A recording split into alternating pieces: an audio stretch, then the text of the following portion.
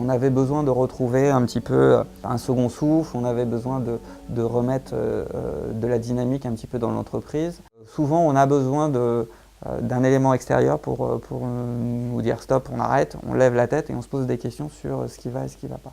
On a été beaucoup dans l'écoute du client, parce qu'on était fiers aussi que les clients nous proposent de développer certaines gammes, parce qu'on était bon avec eux. Mais on s'est rendu compte quelquefois que le projet proposé par le client n'était pas forcément une jolie mariée et qu'il y avait quelques pièges derrière. Et l'inconvénient, c'était qu'à force de s'éparpiller sur ces différentes gammes, les ressources qu'on mettait derrière se retrouvaient éparpillées. Ils ont fait un travail qui était assez poussé.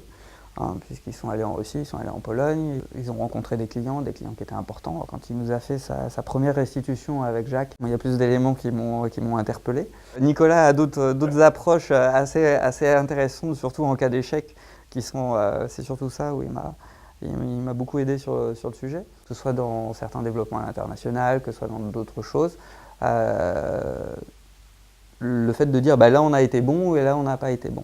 Une des grosses réponses a été non, notre spécialité et notre cœur de métier c'est ça et on se refocalise là-dessus et on met tous les moyens dont on a à disposition pour être le leader, position qu'on avait jusqu'à présent et qu'on veut défendre bec et ongle. On décide d'arrêter des lignes de produits, la sentence est immédiate, c'est du chiffre d'affaires qui se perd, du mécontentement client. Mais c'est des clients qui ne nous pleurent pas très longtemps parce que quelque part si on a décidé d'arrêter c'est qu'on n'était pas leader, c'est qu'on n'avait pas une part de marché on va dire sensible. Jusqu'à il y a quelques années, l'élément le plus important pour nous c'était le distributeur.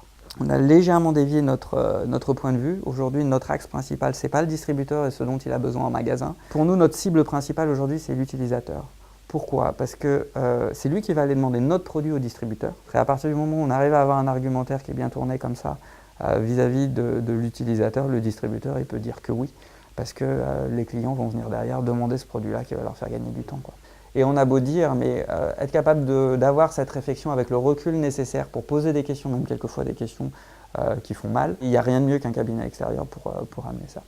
Rigueur, recherche de l'efficacité et prendre de la distance. Il y a pas mal de choses qui ont avancé.